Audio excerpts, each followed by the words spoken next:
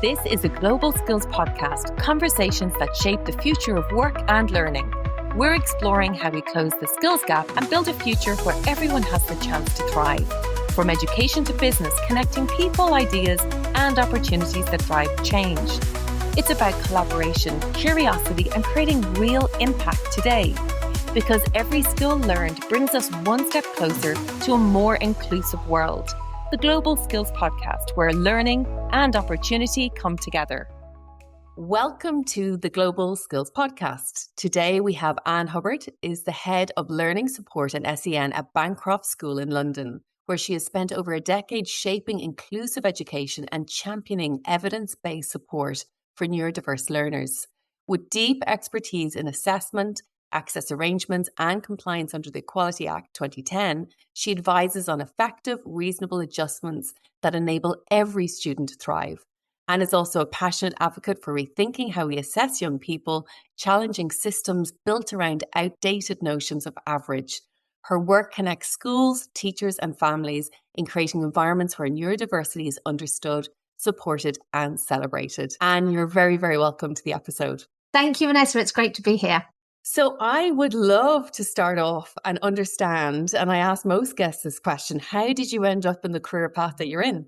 Well, I think my career path, it wasn't a straight path into education. Back in the olden days, I decided after my A-levels that I didn't want to go to university. And so I went straight into the city and started my career as an EA executive assistant in investment banking, sort of mergers and acquisitions, and then onto syndicated loans. And then at that point, I transferred onto the sales and trading desk, trading in US government bonds. And my pathway into that, and actually it's interesting with this podcast today because I utilized my soft skills, which we've really got to sort of champion with students now, in as much as I used to play a lot of tennis. And the client entertainment from the trading desk, when clients used to come from overseas, we would entertain via playing tennis and then go out for dinner. And I would always be called on to take part in that because I could play tennis. And so it's like doors opening. And then the head of the trading desk, because I was doing this so much, asked if I would like to come on as a sort of starting at the bottom and learning the trade, as it were.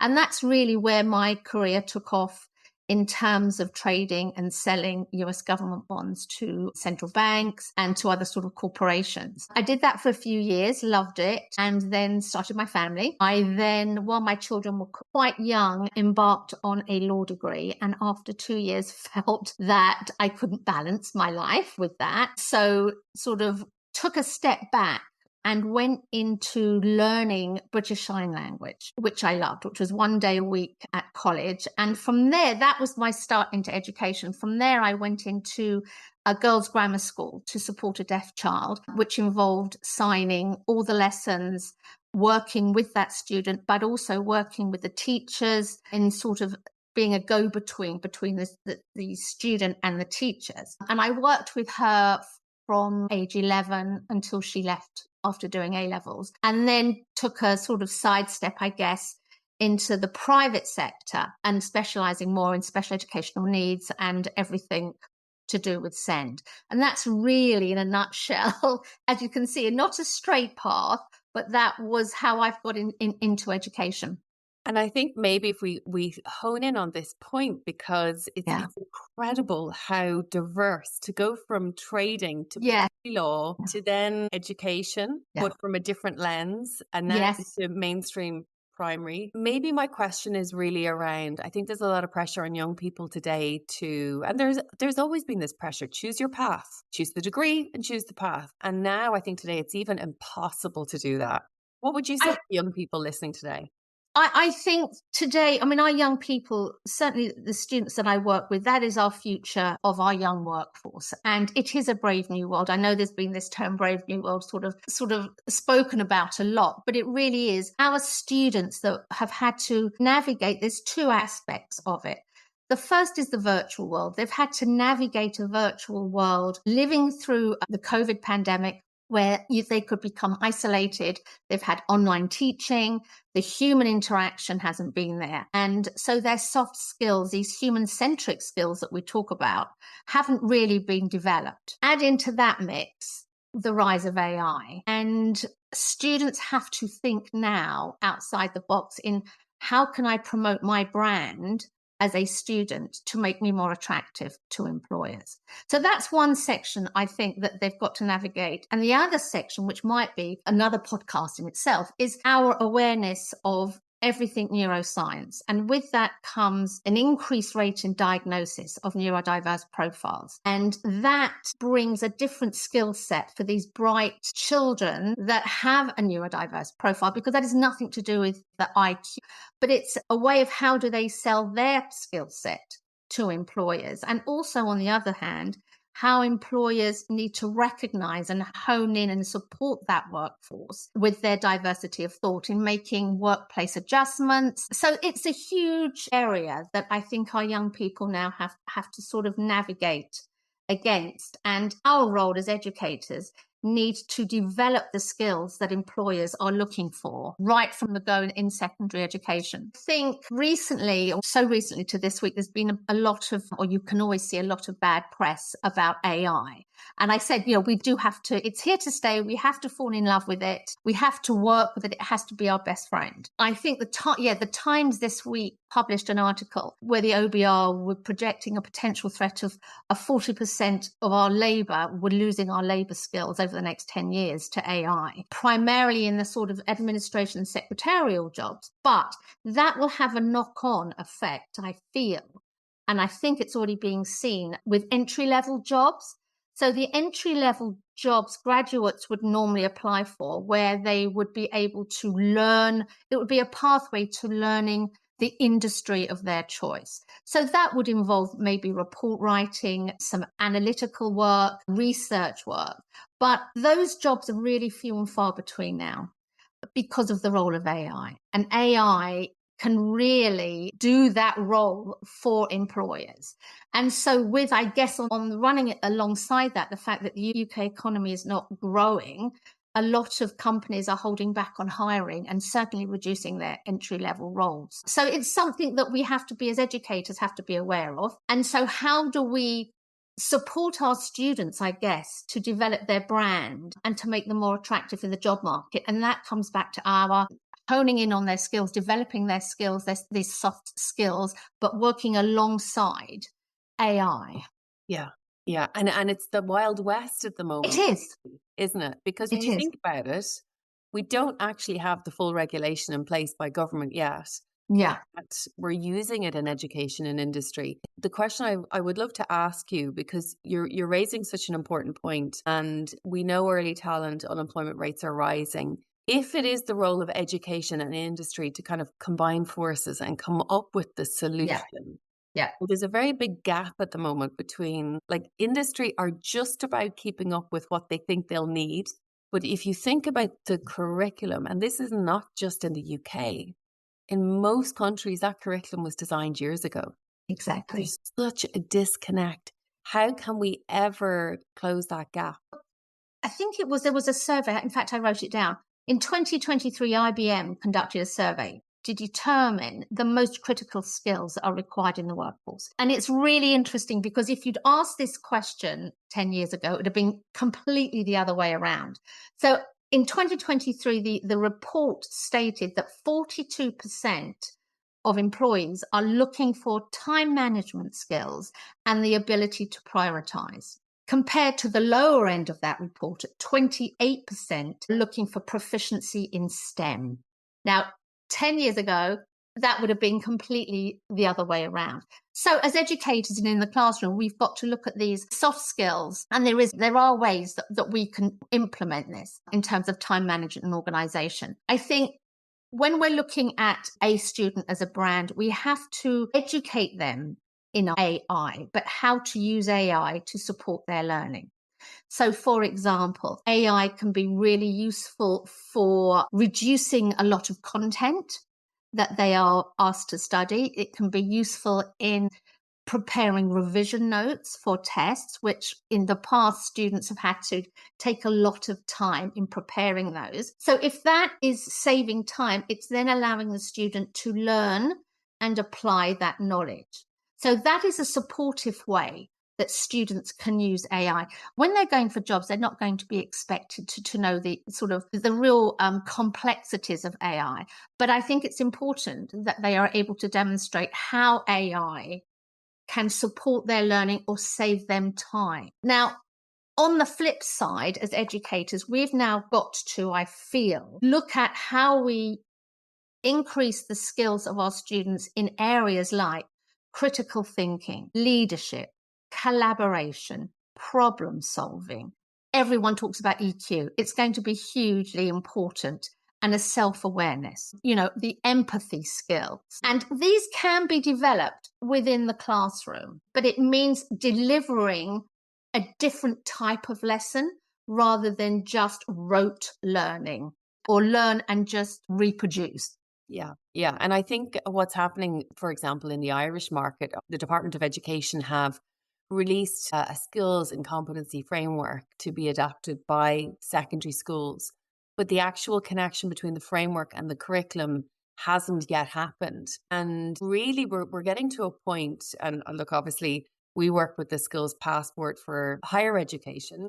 And the whole idea behind it is, can we simplify it for the student or the learner where they understand their hard and human skills? Because I was surprised by this. When we built our skills taxonomy, I would have thought there was a few thousand skills. There's actually 55,000 skills. Yeah. So it's impossible to expect a teacher or a student to know the breadth of that. But AI, actually, it's another advantage of AI. It can guide us on that. And then if this person knows their skills gap, now they're very aware of the career pathway options, they're aware of courses they can take. But what my fear is, I think in a lot of secondary schools still around the world, it's quite traditional in terms of skills acquisition, career advice. And what are your thoughts?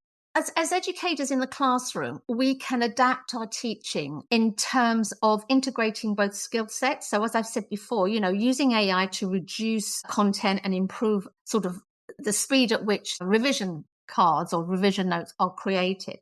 But what we have to look at is improving our verbal skills. And that can be harnessed within the classroom in terms of asking verbal questions, asking students to verbally present a sort of topic to the rest of the class, to encourage debate. So I think a lot of these things could be put into place. Maybe there's a debating society. This needs to come back to the forefront. So the verbal skills need to be improved. And along with that, you'll have group work, teamwork, the collaboration. It can be all taught within the classroom while still delivering the content. So rather than just, for example, write a passage on some biology, for example, answer some questions, which you go and you use your textbook and you just look it up. That gets students to present the topic as if they were teaching the class using a whiteboard, using markers, and they are then interacting with their peers. And it also enhances their understanding and their learning, because what we've got to also ensure we're doing is allowing our students to be able to apply the knowledge they have to different scenarios rather than just vomit it back. So I think there's different techniques, as educators, that we can bring into the classroom. And what are you hearing from young people at the moment? Like, is there a fear about their future, or are they feeling, well, look, I'm in secondary school, I'll go on and do college, I don't need to worry about my future career? What are you hearing? I mean, the school that I work in is very traditional in terms of A-levels to university. That was the route that everybody took. Now we're seeing a lot more apprenticeship applications. We're seeing a lot more apprenticeship degrees. We are seeing a lot more students having conversations with our careers advisor in terms of, what are my options? If I don't want to go to university, if I'm not looking at a subject that I know I want to take on, for example, law or medicine, what are my options? Is it worth me going to university to then come out with debt and therefore not find a job? And I think students certainly our sixth formers are definitely having those conversations with our careers department, and they are raising them themselves. So there is an awareness. I think we can still do more in terms of the social skills. I see a lot of students still with their mobile phones. I think schools they've tried to ban mobile phones, but I think it's sneaking back in. That really isolates students in terms of developing relationships. It's just to go off on a bit of a tangent. I mean, I often think about this with dating apps. And so young people have dating apps in order to meet people online. They lose the ability to strike up a conversation, which is so important as a skill. We take it for granted, but actually we shouldn't, because I think one thing the virtual COVID world has highlighted is this inability for young people to see a stranger and just strike up a conversation. You know, when I think about my day, my friends' era, you'd go to a pub, you'd go to a bar, and you could have a conversation. Whereas now, the thought of meeting somebody without actually texting them online is frightening for some young people. And I think we've really got to get back to basics in terms of being able to establish those conversations, those relationships, taking that further into the workplace where you then network, the ability to network face to face. AI can't do that. So those skills we really need to, it's almost like it's gone 360 and we're coming back round again, that we need to really support our young people with this social integration again and move away from a virtual online life. It's a full circle, because as you described that, I'm thinking about when I finished the national exams and from school. I was waiting for college. I bought all these little stationery sets, a couple of hundred, and I went door to door selling them. And I remember the experience. It was really daunting. Obviously, you get every reaction, but you learn these basic fundamental skills for life that when you're online, you don't.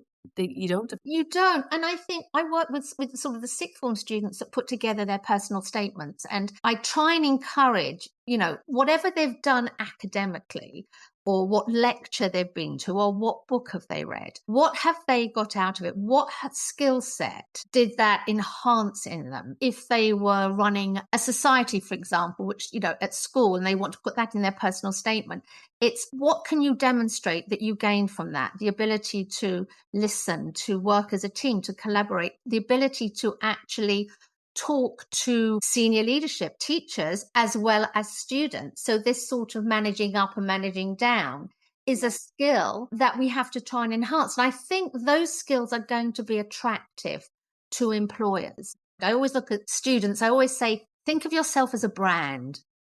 What can you do to enhance your brand that's going to make you more attractive in the job market?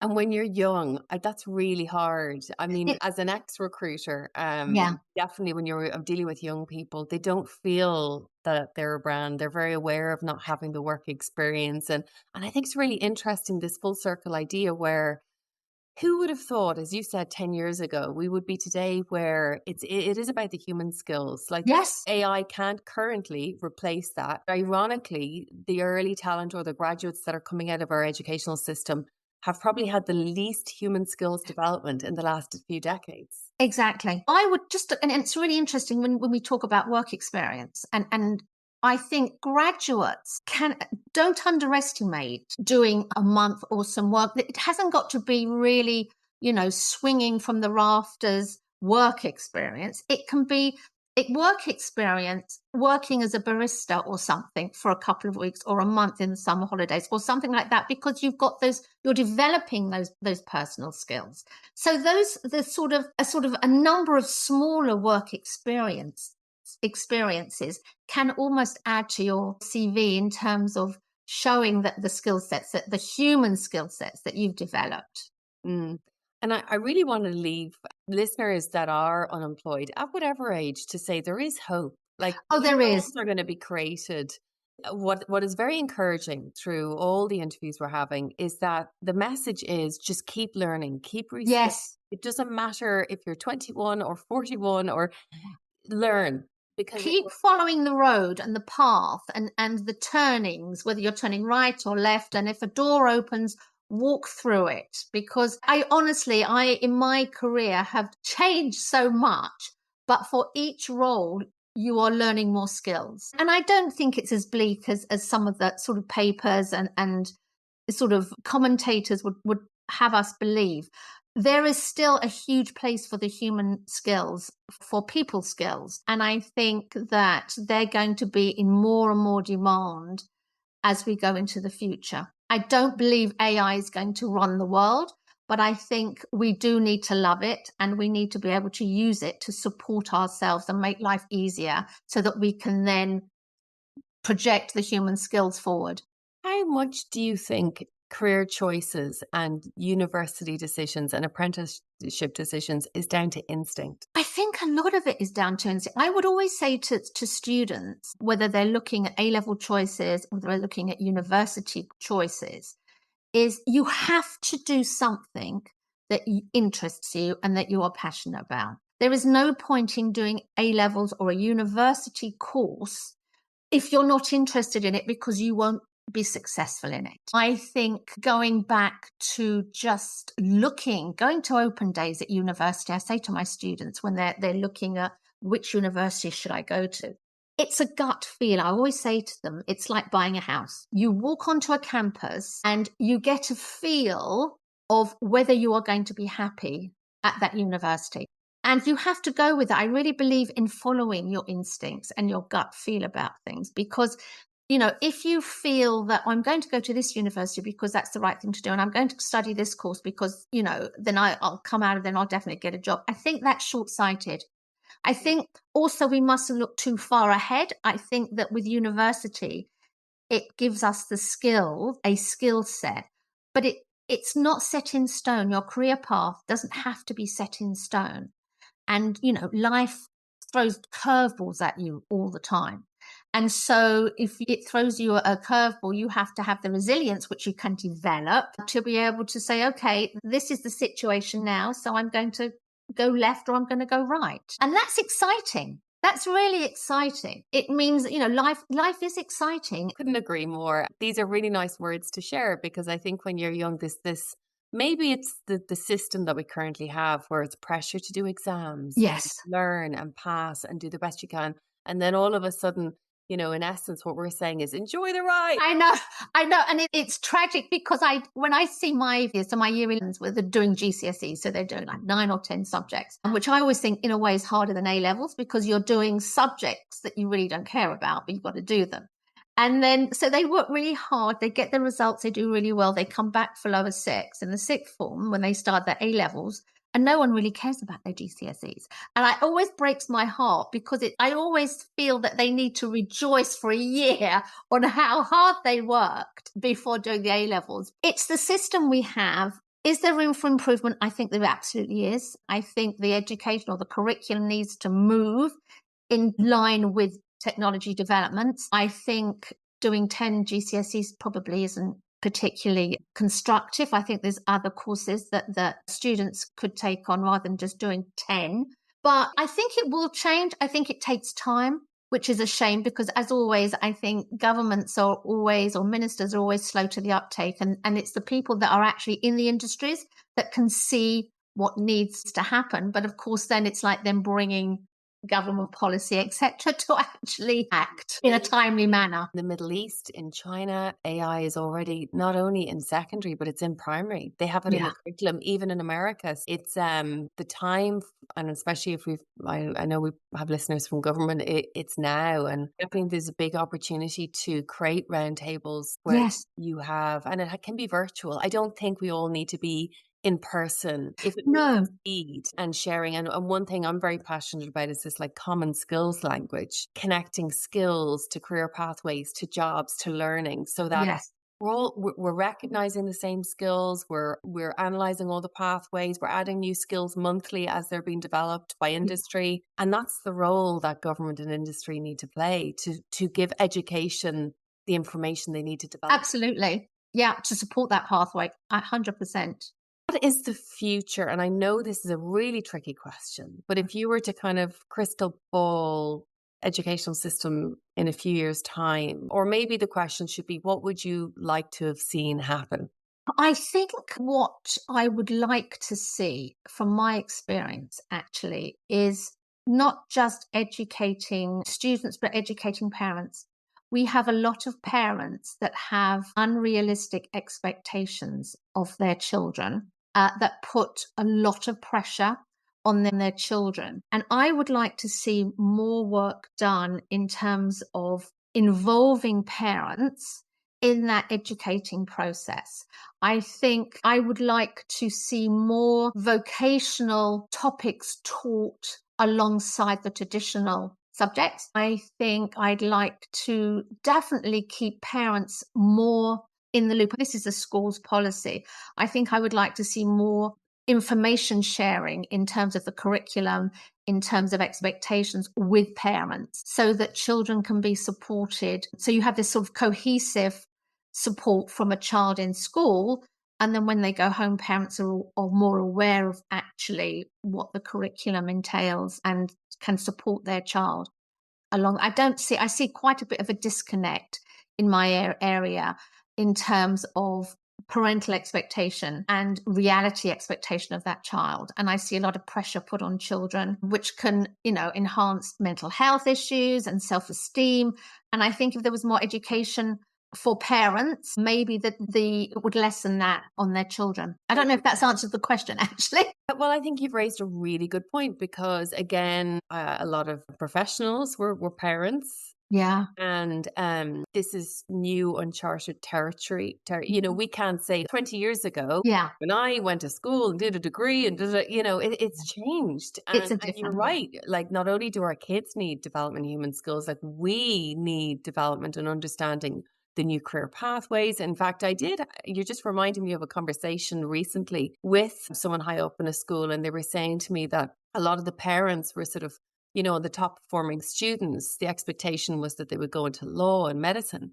But the kids are becoming more aware that there might not be many lawyer roles, or at the very least, if you're coming out of university, your chances of getting a graduate role in that could be less. And the parents, as you say, they haven't been educated, so they don't really comprehend the other pathways. And the other thing I was going to bring up actually is the stigma that's been there around apprenticeship programs, I think that's changing. I think the stigma, certainly from what I experience with my students, the stigma is definitely reducing on that. And in fact, it's almost like, well, if you can get on an apprenticeship program, you've done really, really well, because you're going to get the support financially as well as learning a trade. And I think going back to that, learning a trade or learning from within an organization, how, it is going to be more beneficial, more productive actually for that student, for that career path. We have a closing tradition to this podcast where I ask 2 questions, but you only have to answer one. Oh my goodness. I'm hoping you'll answer the first one as well. The first question is, have you a skill that you were using earlier on in your career when you were younger that you don't use anymore? And I guess my question is, do you still try it? And then my second question is for people that are listening that are unemployed, and they could even be mid-career. Maybe they're at the point of thinking, gosh, should I make a move? And you've clearly done it so well. What should they do? What's the advice? Well, I think the skill that I really enjoyed, actually, you may be surprised, was my sign language. And I loved that. And I don't do enough of that now. I worked at the college. I got up to interpreter level. I thoroughly enjoyed working with the deaf community, working with this deaf student. And sort of since my new role, I suppose in the last, 6 years or whatever, I haven't used that as much. I sometimes use it with my children because I did teach them some of it, which can be quite useful if we're in a crowd and we want to communicate. It's quite handy, but that's something that I would like to improve or hone in on again. I think my signing for people who are either unemployed, I would say, look at your local college in terms of courses that are run, in terms of getting training. There are adult colleges. It might be one day a week, it might be an evening. But I think if you're at a crossroads, I would always say, look at getting a new skill. And the way to think, what should I learn? It's a new skill, but I don't know where to go. Look at your local colleges at the prospectus, and they will have courses there, and something there may sort of be of interest, and then go down that road, train, get that skill, and that may open another door. So I definitely, just look at training and learning as much as you possibly can. I couldn't agree more with you. And I think, that's the hope or the optimism we want to give people. Thank you. And make it happen. You can make this happen. And that's, I think that's the message we're getting across every time we're speaking to a leader from education or industry. Is like, have hope, continue lifelong learning. And I think if I can take anything from this interview today, I would love what you have sort of, magic wand the future. I would love for all of that to happen, because it's an inclusive place for early talent today to be really optimistic about the future. Definitely. Thank you so much for calling. It was great. It was great to chat to you. It's a pleasure. Thank you, Anne. Whether you're leading a business, shaping education, planning your next career move, or just starting out, you're part of a global conversation about how we learn, work, and grow. If you've enjoyed this episode, remember to subscribe so you never miss what's next. And for early access to new episodes, first invites to events, and a chance to connect with others driving real change, join the community at globalskillspodcast.com, because the future of skills belongs to all of us.